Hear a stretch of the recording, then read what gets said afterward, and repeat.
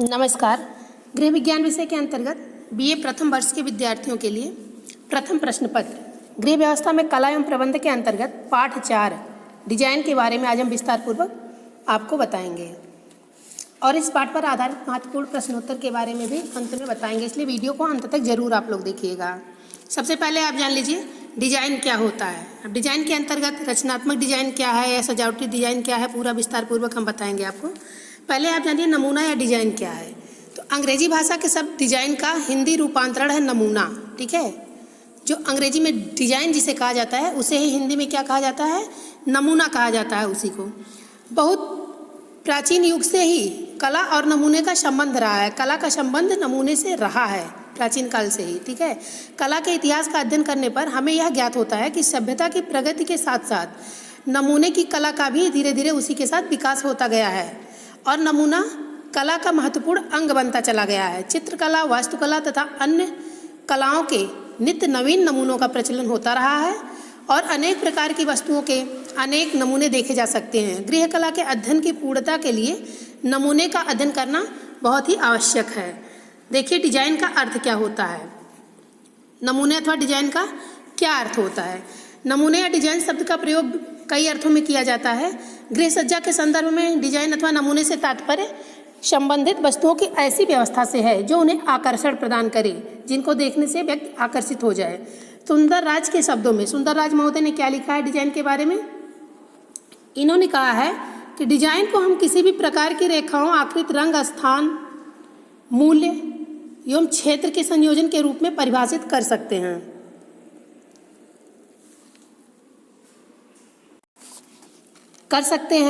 Design या नमूने में सही रूप एवं सही रंगों का चुनाव भी निहित होता है, जिससे सुरुचिपूर्ण एवं कलात्मक व्यवस्था बनती है। ठीक है, फ्राइडमैन ने डिजाइन के अर्थ को स्पष्ट करते हुए कहा है कि डिजाइन मुख्यतः एक सृजनात्मक धारणा है। वह पूर्व निर्मित वस्तुओं की पुनरावृत्ति मात्र नहीं है, अपितु उनमें परिवर्तन एवं सुधार कर उन्हें और अधिक उपयोगी एवं सुंदर बनाने की प्रक्रिया है। डिजाइन के 4 अंग माने जाते हैं। कितने अंग माने जाते हैं? 4 अंग माने जाते हैं। कौन कौन, आगे देखिए। रेखाएं, आकार, बनावट और रंग, ये 4 नमूने हैं। ठीक है, 4 आधार हैं डिजाइन के। सबसे पहले देखिए रेखाएं क्या हैं। किसी भी नमूने, पहला है क्या, रेखाएं। तो किसी भी नमूने को बनाने के लिए या किसी नमूने की रचना करने के लिए कई प्रकार की रेखाएं खींची जा सकती हैं। रेखाएं सीधी, तिरछी, समांतर या वक्र भी हो सकती हैं। रेखाओं को तोड़ मरोड़ कर एक सुनिश्चित दिशा की ओर ले आने में नमूने का रूप बन जाता है। ठीक है, जब उन रेखाओं को एक सुनिश्चित दिशा में तोड़ मरोड़ के लाया जाता है तो क्या बन जाता है, नमूने का रूप बन जाता है। इन रेखाओं को जितना अधिक कलात्मक ढंग से व्यवस्थित किया जाता है उतना ही उत्तम एवं सुंदर नमूना तैयार होता है। अब दूसरा देखिए आकार क्या है। ठीक है, दूसरा अंग है डिजाइन का आकार। कलाकार अपनी इच्छा तथा सुविधा के अनुसार किसी भी आकार का नमूना बना सकता है। नमूनों के विभिन्न आकार तथा प्रकार होते हैं। ठीक है, तीसरा क्या है, रंग। रंग देखिए लाल, पीला, नीला, ये 3 क्या हैं, प्राथमिक रंग हैं। लाल, पीला और नीला, ये तीनों क्या हैं, प्राथमिक रंग हैं। इनके द्वारा बनाए जाने वाले विभिन्न प्रकार के रंग किसी भी नमूने की रचना के लिए प्रयुक्त होते हैं। सुंदर नमूने की रचना के लिए यह आवश्यक है कि 3 या 4 से अधिक रंगों का उपयोग ना किया जाए। ठीक है, अगर बहुत सुंदर नमूना बनाना है तो बहुत ज़्यादा रंग नहीं मिलाया जाना चाहिए। 3 या 4 से अधिक रंगों का प्रयोग ना किया जाए, नमूना सुंदर बनेगा। यदि बहुत से रंग एक ही नमूने की रचना में प्रयुक्त किए जाते हैं तो नमूना अपनी स्वाभाविक स्थिति जो उसकी होती है, मूल स्थिति, उसको खो देता है तथा अपना आकर्षण भी खो देता है। कम से कम रंग वाला नमूना ही अधिक आकर्षक प्रतीत होता है। नमूने की सुंदरता रंगों के चुनाव एवं क्रम पर भी निर्भर करता है। रंगों के चुनाव एवं क्रम पर भी नमूने की सुंदरता निर्भर होता है। चौथा क्या है, बनावट। बनावट से अभिप्राय वस्तु की सुडौलता अथवा सुंदरता से है। अब देखिए नमूनों के प्रकार। नमूने कितने प्रकार के होते हैं, तो जैसे देखिए इसमें प्राकृतिक नमूना, मुख्य रूप से नमूने 5 प्रकार के होते हैं। पहला क्या है, प्राकृतिक नमूना, दूसरा ज्यामितीय नमूना, और तीसरा क्या है, सूक्ष्म नमूना, और चौथा रचनात्मक नमूना, और 5वां क्या है, सजावटी नमूना। ठीक है, सबसे पहले आप देखिए प्राकृतिक नमूना क्या है। किसी प्राकृतिक वस्तु को देखकर और उससे प्रेरणा प्राप्त करके जब कलाकार को वैसा ही, जैसा वह देख रहा है, ठीक है, प्राकृतिक वस्तु, वैसा ही रूप देने का कलाकार जब प्रयत्न कागज, पेंसिल या तालिका से करता है तो यह प्राकृतिक नमूना होता है। जब किसी प्राकृतिक दृश्य अथवा फूल पौधों और उसकी यथार्थ स्थिति में कागज पर अंकित किया जाता है उस स्थिति को, तो यह क्या होता है, प्राकृतिक नमूने का रूप लेता है। दूसरा है ज्यामितीय नमूना। प्रकार तथा पैमाने पेंसिल की सहायता से बनाए गए जो नमूने होते हैं वो क्या कहलाते हैं, वो ज्यामितीय नमूने कहलाते हैं। कला की विभिन्न पुस्तकों में इस प्रकार के नमूने देखे जा सकते हैं। तीसरा है सूक्ष्म नमूना। आज की आधुनिक कला में भी इसी प्रकार के नमूनों को प्रचुरता मिलती है। सूक्ष्म नमूने किसी तर्क वितर्क तथा स्थूल आधार के अभाव में ही बना दिए जाते हैं। इनके द्वारा किसी स्पष्ट अर्थ की प्रतिध्वनि भी नहीं होती है और ना ही किसी आशय को स्पष्ट किया जाता है। इनकी उपयोगिता केवल स्थान अथवा वस्तुओं को सुसज्जित करने के लिए ही किया जाता है। चौथा क्या है, रचनात्मक नमूना। इसके बारे में देखिए, रचनात्मक नमूना क्या है। यह वह नमूना है जो आकार, रंग, रूप तथा बनावट आदि चारों तत्वों के सम्मिलित समन्वय से बनता है। यह स्वयं वस्तु का स्थूल रूप हो सकता है अथवा कागज पर वस्तु का चित्र भी हो सकता है, यह रचनात्मक नमूना। पांचवा क्या है, सजावटी नमूना। सजावटी नमूना जैसा कि रचनात्मक नमूनों के ऊपरी भाग को सुंदर बनाने में सहायक होता है, यह सजावटी नमूना। ठीक है, जो चौथा नमूना है रचनात्मक नमूना, उसके ऊपरी भाग को सुंदर बनाने में यह सजावटी नमूना पांचवा जो है ये सहायक होता है। यह रचनात्मक नमूनों में सुंदरता पैदा करने के लिए प्रयुक्त होते हैं। उपर्युक्त सभी नमूनों में सर्वाधिक महत्वपूर्ण रचनात्मक नमूना होता है। ठीक है, जो चौथा है।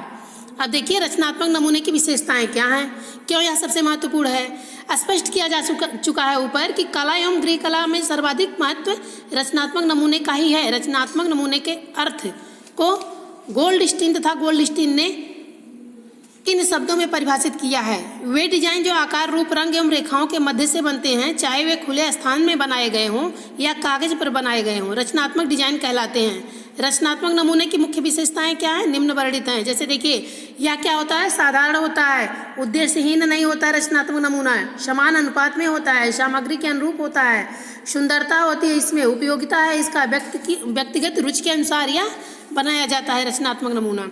इस प्रकार किसी भी रचनात्मक नमूने में उपर्युक्त सभी विशेषताओं का होना परम आवश्यक है। किसी भी प्रकार की रेखाओं, आकारों, रंग तथा बनावट से रचनात्मक नमूना बनाते समय ऊपर दी गई सभी विशेषताओं को ध्यान में रखना चाहिए।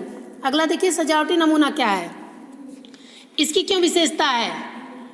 गोल्डस्टीन तथा गोल्डस्टीन महोदय ने सजावटी नमूने के बारे में कहा है, इसके अर्थ को स्पष्ट किया है कि किसी वस्तु की सुंदरता को बढ़ाने के लिए उसमें जोड़ा गया अच्छा नमूना सजावटी नमूना कहलाता है। इस प्रकार रचनात्मक नमूने की गुणवत्ता में वृद्धि करने के उद्देश्य से उस पर लगाई जाने वाली कोई रेखा, रंग या वस्तुएं सजावटी नमूना कहलाते हैं। ठीक है, रचनात्मक नमूने की भांति सजावटी नमूने भी कई विशेषता लिए होते हैं। जैसे देखिए, इसमें देखिए सजावट सीमाबद्ध होती है। इसकी सजावटी नमूने की सजावट वस्तु के ढांचे के अनुसार होती है। अगला देखिए, सजावट में पुनरावृत्ति ना हो। ठीक है, वही रेखा बार बार ना खींची जाए ऊपर। और सजावट रचनात्मक नमूने पर निर्भर है, वस्तु की स्थिति के अनुकूल सजावट होनी चाहिए। और क्या होना चाहिए, सजावटी नमूनों का स्थानांतरण होना चाहिए। अब ये उपर्युक्त सभी तत्वों को ध्यान में रखकर ही अच्छा सजावटी नमूना बनाया जा सकता है अथवा अच्छा सजावटी नमूना नहीं बन सकता है। इस प्रकार से देखिए, हमने आपको पाठ 4 डिजाइन के बारे में, डिजाइन के अंतर्गत रचनात्मक एवं सजावटी डिजाइन के बारे में विस्तार पूर्वक बताया और मुझे पूरा विश्वास है कि आप लोगों को अच्छे से समझ में भी आया होगा। अब देखिए, इस पाठ पर आधारित जो प्रश्न है उनका उत्तर देख लीजिए।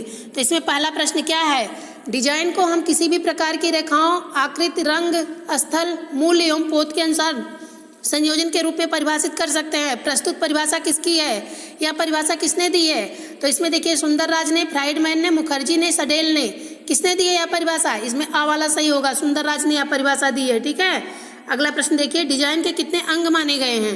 डिजाइन के कितने अंग माने गए हैं, 3 अंग माने गए हैं कि 8 अंग, 5 अंग कि 4 अंग, कितने में अंग माने गए हैं। तो इसमें दा वाला सही होगा, 4 अंग माने गए हैं डिजाइन के।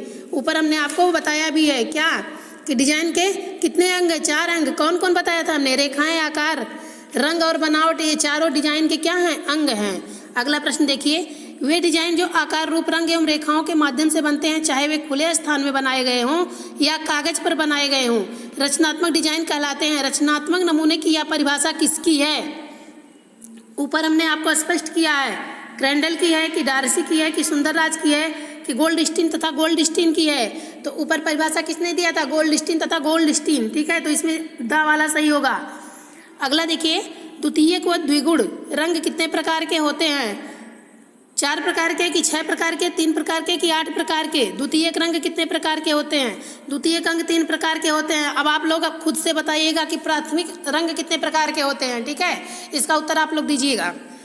अगला देखिए प्रश्न, रंड के अनुसार डिजाइन का सिद्धांत नहीं है क्या? अनुपात, संतुलन, बल की समरूपता क्या नहीं है? तो समरूपता इनके अनुसार डिजाइन का सिद्धांत नहीं है, दा वाला सही होगा। अगला प्रश्न है, EMJ अलेक्जेंडर के अनुसार डिजाइन का सिद्धांत नहीं है, क्या नहीं है? संतुलन नहीं है कि माप नहीं है कि अनुपात नहीं है कि रेखा नहीं है? क्या नहीं है इसमें देखिए रेखा। EMJ अलेक्जेंडर के अनुसार रेखा डिजाइन का सिद्धांत नहीं है। अगला प्रश्न देखिए, अनुपात से तात्पर्य है मापों को क्षेत्रों का एक दूसरे से या संपूर्ण रूप से संबंध। ठीक है, अनुपात से क्या तात्पर्य है?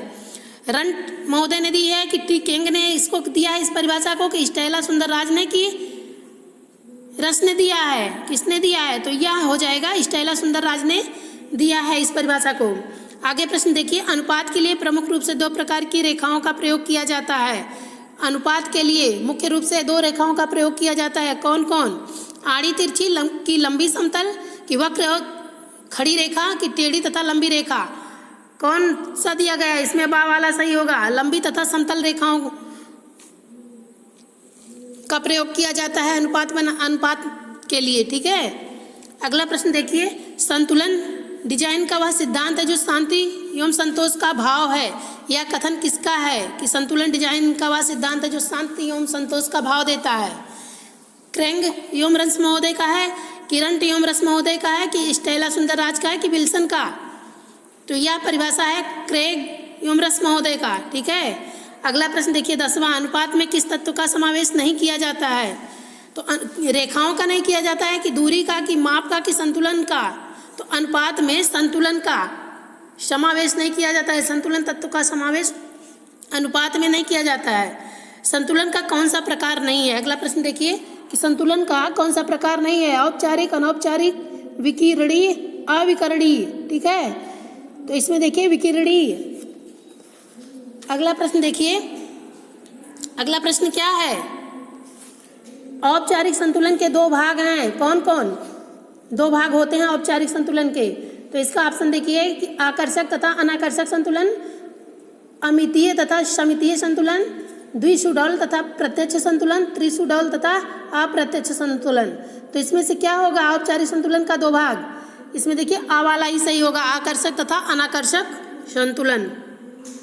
अगला प्रश्न देखिए, लयपूर्ण गति प्राप्त करें।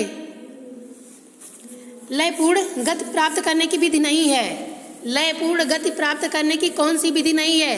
अ आकृति की पुनरावृत्ति द्वारा, ब आकार की नियमानुसार वृद्धि द्वारा, श विकिरण द्वारा, द अनुपात की गति द्वारा। तो लयपूर्ण गति प्राप्त करने की विधि अनुपात की गति द्वारा नहीं है। ठीक है, लयपूर्ण गति प्राप्त करने में अनुपात का कोई योगदान नहीं होता है। ठीक है, अगला प्रश्न है, दबाव डालने से पूर्व क्या सोचना आवश्यक नहीं है? अ दबाव किस पर डाला जाए, ब दबाव कैसे डाला जाए, स दबाव क्यों डाला जाए और द दबाव कहाँ डाला जाए। तो इसमें उत्तर स सही होगा कि दबाव क्यों डाला जाए। ठीक है, अगला प्रश्न है, दबाव नहीं डाला जा सकता है। अ वस्तुओं को पृथक करके, ब वस्तुओं को समूहबद्ध करके, श विपरीत रंगों का प्रयोग करके, द सजावट का उपयोग करके। तो इसमें उत्तर सही होगा आ वाला, वस्तुओं को पृथक करके दबाव नहीं डाला जा सकता है। अगला प्रश्न है, प्राकृतिक वस्तुओं की डिजाइन कहलाती है। प्राकृतिक वस्तुओं की डिजाइन कहलाती है, क्या कहलाती है? प्राकृतिक डिजाइन। अ है प्राकृतिक डिजाइन, ब शैली युक्त डिजाइन, स ज्यामितीय डिजाइन, द रचनात्मक डिजाइन। तो इसमें आ वाला सही होगा, प्राकृतिक डिजाइन। ठीक है, देखिए यहाँ सही दिया है प्राकृतिक डिजाइन। अगला प्रश्न है, डिजाइन का प्रकार नहीं है। अ कसीदाकारी डिजाइन, ब प्राकृतिक डिजाइन, स ज्यामितीय डिजाइन, द शैली युक्त डिजाइन। तो डिजाइन का प्रकार इसमें से क्या नहीं है? कसीदाकारी जो होता है वह डिजाइन का कोई प्रकार नहीं होता है। ठीक है, कसीदाकारी डिजाइन का प्रकार नहीं होता है। अगला प्रश्न देखिए, प्रकार एवं पेंसिल की सहायता से बनाए जाने वाले डिजाइन क्या कहलाते हैं? जो प्रकार, ठीक है, प्रकार कहा जाता है, लंगड़ा प्रकार जिसे कहते हैं आप लोग। ज्यामिति में प्रयोग किया जाता है। तो प्रकार एवं पेंसिल की सहायता से बनाए जाने वाले डिजाइन क्या कहलाते हैं? सजावटी डिजाइन, की ज्यामितीय डिजाइन, की प्राकृतिक डिजाइन, की रचनात्मक डिजाइन। तो इसमें बा वाला उत्तर सही होगा कि ज्यामितीय डिजाइन। ठीक है, अगला प्रश्न है, क्या है अगला प्रश्न? अच्छे डिजाइन की विशेषता नहीं है। तो क्या नहीं विशेषता अच्छे डिजाइन की? अ डिजाइन सुंदर होना चाहिए, ब डिजाइन जटिल होना चाहिए, स डिजाइन सौदेश्य होना चाहिए, द डिजाइन आरामदायक होना चाहिए। ठीक है, तो इसमें बा वाला सही होगा कि डिजाइन जो होता है वह जटिल होना चाहिए, या कोई विशेषता नहीं है अच्छे डिजाइन की। अगला प्रश्न देखिए, सभी डिजाइनों में महत्वपूर्ण डिजाइन है अ सजावटी, ब ज्यामिति, स रचनात्मक, द शैली युक्त। तो इसमें जो रचनात्मक डिजाइन है वही महत्वपूर्ण डिजाइन है। अब देखिए अगला प्रश्न, रचनात्मक डिजाइन की विशेषता नहीं है असाधारण, शोधेश, समान अनुपात, उपयोगिता। तो इसमें से असाधारण जो है वह डिजाइन की विशेषता नहीं है। अगला प्रश्न देखिए, वे डिजाइन जो आकार, रूप, बनावट तथा रंग के माध्यम से बनते हैं, ये डिजाइन क्या कहलाते हैं? रचनात्मक, सजावटी, शैलीयुक्त, की ज्यामिति। यही डिजाइन क्या कहलाते हैं? रचनात्मक डिजाइन कहलाते हैं। अगला प्रश्न है, रचनात्मक डिजाइन की विशेषता नहीं है। क्या नहीं है इसकी विशेषता? इसमें मौलिकता होती है या अलंकारिक होता है, इसमें धन अधिक खर्च होता है, इसमें अदला बदली करना अधिक आवश्यक होता है। तो इसमें उत्तर सही होगा अ, इसमें मौलिकता होती है। अगला प्रश्न है, संतुलन भागों का संबंध है जो विश्राम की संवेदना उत्पन्न करता है और कमरे को संपूर्णता प्रदान करता है। यह परिभाषा किसकी है? अ देशपांडे की, ब अलेक्जेंडर की, स निकोलम डार्सी की, द रंट की। यह परिभाषा ब अलेक्जेंडर की होगी। ठीक है, अगला प्रश्न है, स्थिरता, विश्राम और संतुलन की भावना के केंद्रीय बिंदु के दोनों ओर समान आकर्षण का परिणाम है। स्थिरता, विश्राम और संतुलन की भावना के केंद्रीय बिंदु के दोनों ओर समान आकर्षण का परिणाम है। यह कथन किसका है? रंट महोदय का, कि देशपांडे का, कि एगिन का, कि सुंदरराज का? तो यह रंट महोदय का कथन है। अगला प्रश्न है, संक्षेप में संतुलन, विश्राम या स्थिरता है यह विश्रामदायक प्रभाव आकार और रंगों को केंद्र के आसपास इस प्रकार समूहबद्ध करके प्राप्त किया जा सकता है जिसे केंद्र के दोनों ओर बराबर आकर्षण बना रहे। यह परिभाषा किसकी है? अ लेविस की, ब एगिन की, स बर्नेस की, द गोल्डस्टेन की। गोल्डस्टेन की। यह किसकी है परिभाषा? यह परिभाषा पर द वाला सही होगा, इसमें गोल्डस्टेन की है। अगला प्रश्न देखिए, संतुलन डिजाइन का वह सिद्धांत है जो विश्राम और तृप्ति का भाव उत्पन्न करता है। यह परिभाषा किसकी है? अ निकोलम डार्सी की, ब लेविस की, स कैंग एवं रंस की, द रंट महोदय की, क्रेग एवं रेस महोदय की। यह परिभाषा है। अगला प्रश्न देखिए, बल के अंतर्गत दृष्टिगत दबाव एवं गौरता सम्मिलित रहती है जिसमें डिजाइन के कुछ भागों को अधिक महत्व दिया जाता है जबकि अन्य भाग द्वितीयक होते हैं। यह परिभाषा किसकी है? अ डेविड वान डोमलिन की, ब अलेक्जेंडर की, स रंट महोदय की, द आर.एस. देशपांडे की। यह परिभाषा ब अलेक्जेंडर महोदय की है। ठीक है, अलेक्जेंडर महोदय की है यह परिभाषा। अगला प्रश्न देखिए, बल कला का वह सिद्धांत है जिसमें आंखें सर्वप्रथम किसी व्यवस्था के सर्वाधिक महत्वपूर्ण भाग पर दृष्टिपात करती हैं और इसके पश्चात महत्व के क्रमानुसार अन्य वस्तुओं पर दृष्टिपात करती हैं। यह परिभाषा किसकी है? अ एगन की, ब गोल्डस्टेन की, स देशपांडे की, कि द सुंदरराज की। तो इसमें बा वाला सही होगा, गोल्डस्टेन महोदय की यह परिभाषा है। ठीक है, अगला प्रश्न है,